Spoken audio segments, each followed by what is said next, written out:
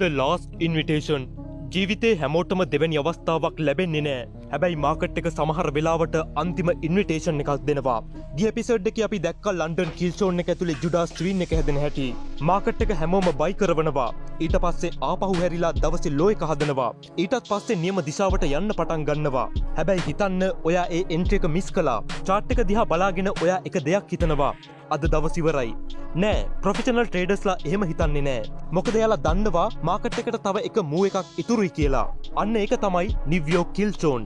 New York වේලාවෙන් උදේ 7 ඉඳලා 9 වෙනකල්. ගොඩක් දවස්වල දවසේ හොඳම ට්‍රේඩින් ඔපචුනිටි එක මේ පැය දෙක ඇතුලේ හැදෙනවා. නිවුස් රිලීස්, ඉන්ස්ටිටියුෂනල් වොලියුම්, මොමන්ටම් ඔක්කොම එකතු වෙලා මාකට් එකට අන්තිම පුෂ් එක දෙන්නේ මෙතනදී. හැබැයි නිව්යෝක් කිල්ෂෝන් එක තනියම බලන කන්සෙප්ට් එකක් නෙවෙයි. මේක ලන්ඩන් සෙෂන් එකේ ලියපු කතාවේ අවසාන පරිච්ඡේදය. හිතන්න අද අපේ ඩේලි බයස් එක බුලිෂ්. ගිය එපිසෝඩ් එකේ අපි දැක්කා ලන්ඩන් කිල්ෂෝන් එක ඇතුලේ දවසේ ලෝ එක හැදෙන හැටි. ඊට පස්සේ ප්‍රයිස් එක ඉහළ යන්න පටන් ගන්නවා. දැන් නිව්යෝක් කිල්ෂෝන් එක ආරම්භ වෙනවා. ඔයා හිතනවා මූව් එක ඉවරයි. හැබැයි මාකට් එක තව එක අවස්ථාවක් දෙනවා. ප්‍රයිස් එක ආපහු රීට්‍රේස් වෙනවා.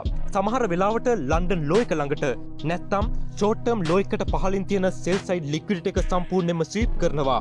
මේක දකින ගොඩක් ට්‍රේඩර්ස්ලා බය වෙනවා. ට්‍රෙන්ඩ් එක ආපහු හැරුණා කියලා එක්සිට් වෙනවා. හැබැයි ප්‍රොෆෙෂනල් ට්‍රේඩර් මෙතනදී පැනික් වෙන්නේ නෑ. මොකද එයා දන්නවා ඩේලි බයස් එක, හයි ටයිම් ෆ්‍රේම් ඩිරෙක්ෂන් එක, ලන්ඩන් සෙෂන් එකේ ස්ටෝරි එක. ඒ නිසා අනිත් අය එක්සිට් වෙන තැන එයා ලෝ රිස්ක් එන්ට්‍රි එක ගන්නවා.